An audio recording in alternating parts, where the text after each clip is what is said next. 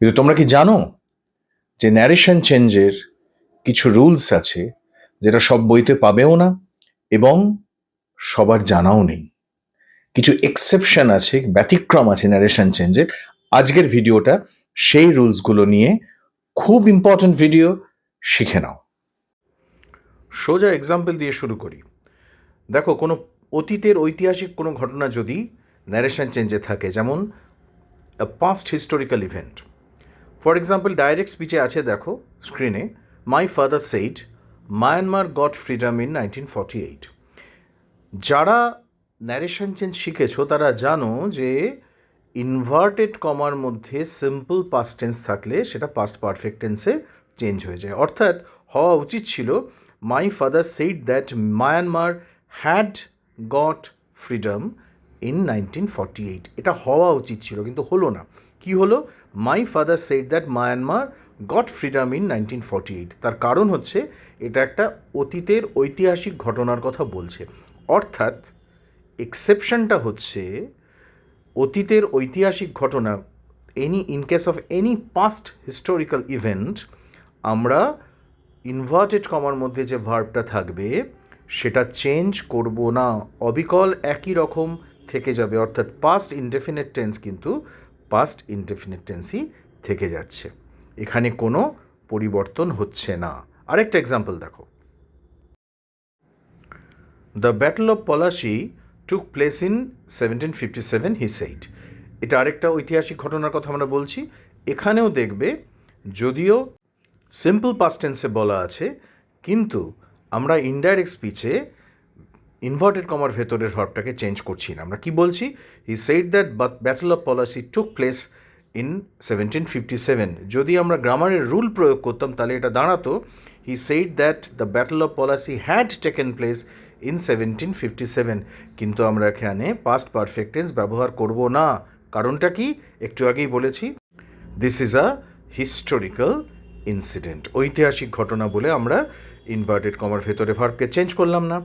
Next, খাতা pencil নিয়ে কিন্তু টুকতে শুরু করো।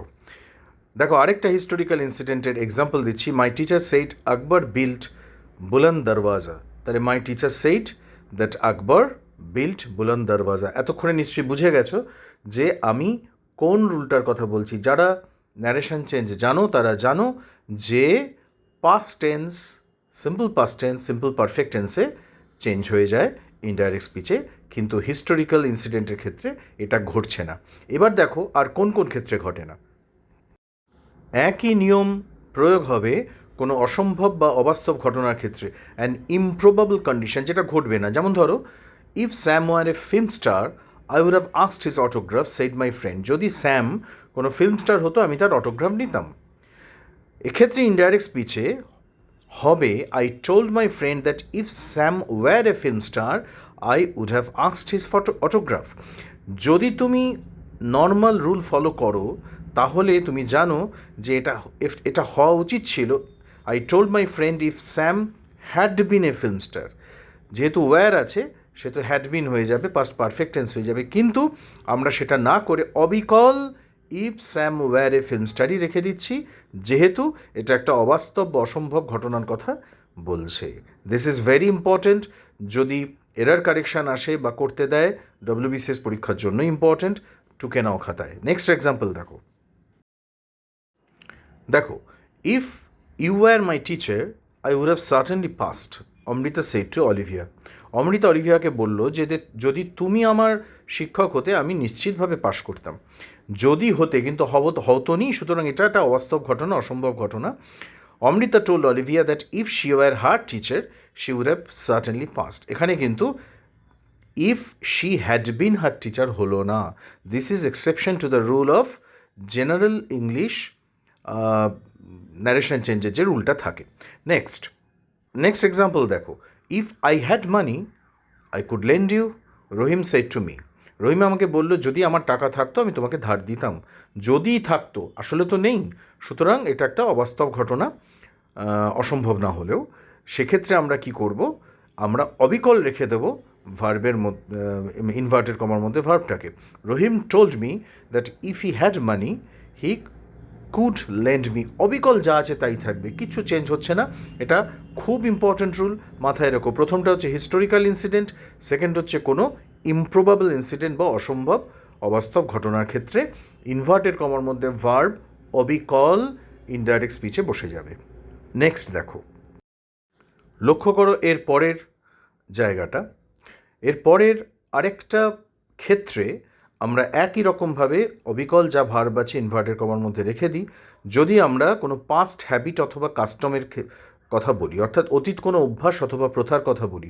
যেমন ধরো, Hindus worshipped nature as god, our teacher said to us. হিন্দুরা নেচারকে, প্রকৃতিকে ঈশ্বর হিসাবে পুজো করতো। এটা একটা প্রথা, অতীতের প্রথা।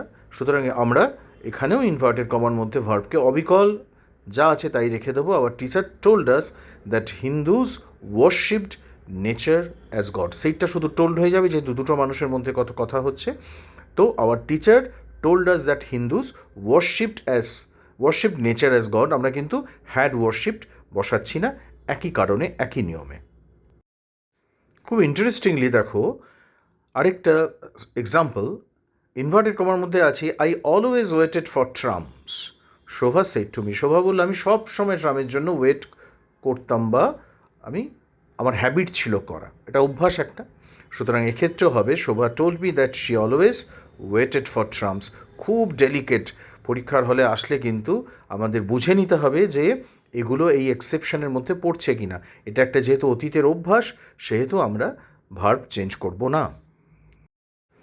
পরের রুলটা হচ্ছে যে ক্লজে সময়ের উল্লেখ থাকবে সেখানেও আমরা একই রকমভাবে অবিকল ভার্বটাকে রেখে দেবো ইনভার্টেড কমার মধ্যে। যেমন টাইম ক্লজ, অ্যাডভার্বিয়াল ক্লজের মতো। যেমন দেখো, when I went there Mithu was playing with her toys. যখন আমি গেছিলাম সেখানে, মিঠু তখন খেলা করছিল তার খেলনা নিয়ে।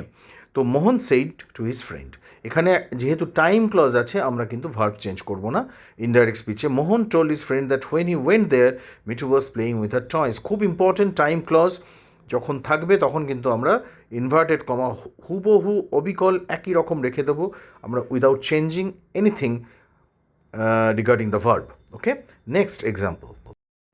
নেক্সট দেখো, ইনভার্টেড কমার মধ্যে আছে when I was washing the utensils the Taylor knocked at the door, পালক সেড টু মি। পালক আমাকে বলল যে যখন আমি ইউটেন্সিল অর্থাৎ বাসনপত্র পরিষ্কার করছিলাম, দর্জি এসে দরজায় টোকা দিল।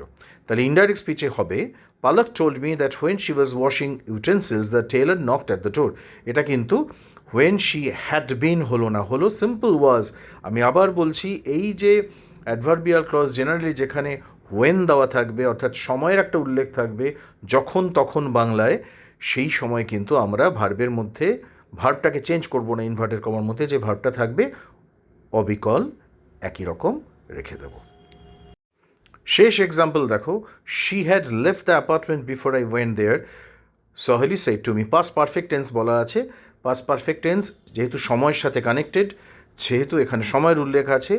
সে অ্যাপার্টমেন্ট, আমি যাবার আগেই সে তার বাড়ি ছেড়ে বা ঘর ছেড়ে অ্যাপার্টমেন্ট ছেড়ে চলে গেছিল। তাহলে Saheli told him that she had left the apartment before he went there. এমনিতেই হ্যাড থাকলে এখানে চেঞ্জ কিছু এমনিতেই হবার কথা নয়, তেমনি এখানেও চেঞ্জ হবে না, যদিও এক্ষেত্রে তুমি চাইলেও চেঞ্জ করতে পারতে না। সুতরাং যেমন আছে তেমন থেকে যাবে।